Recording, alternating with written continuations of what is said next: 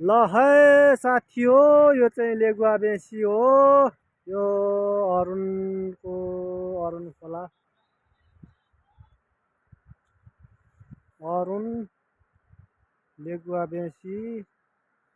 यो तल देखिने बजार चाहिँ लेगुवा बजार, लेगुवा घाट बजार हो। देखिँदैछ, अलिकति जुम गरेर तान्दा अलिक देखिन्छ कि जस्तो हो खै। यो लेगुवा बजार हो। अनि यो तल अरुण नदी हो, यो तलको अरुण उपत्यका होइन, अरुण नदी हो। यो झोलुङ्गे पुल।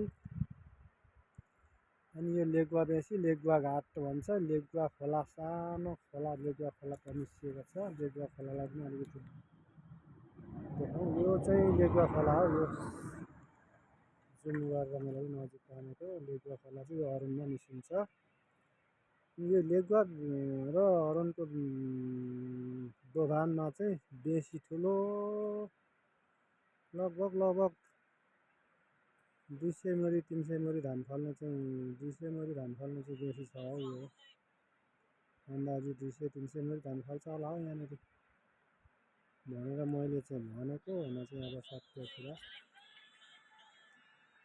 यो झोलुङ्गे पुल, यो अरुण नदीमा यस भोजपुर र यता धनकुटाको लेगुवा जोड्ने, धनकुटा जोड्ने झोलुङ्गे पुल। म चाहिँ अलि मास्तिर डाँडाबाट भिडियो बनाइराखेको छु, उता भोजपुरपट्टिको डाँडाबाट, बाटोको डिलबाट।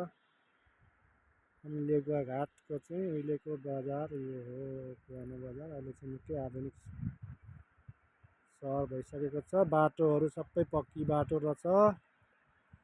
सबै अरुण नदी यसरी बगिरहेको छ। यो अरुण थर्ड, अरुण दोस्रो, अरुण पहिलो, अरुण तेस्रो, माथिल्लो अरुण, तल्लो अरुण भनेर यहाँ धेरै बिजुलीहरू पनि निक्लिरहेको छ अरुणमा। अबको 5-10 वर्ष पछाडि नेपाललाई झिलिमिली हुने बिजुलीहरू यो अरुण नदीबाट निक्लिँदैछ। यस्तो छ अवस्था। ल, धन्यवाद।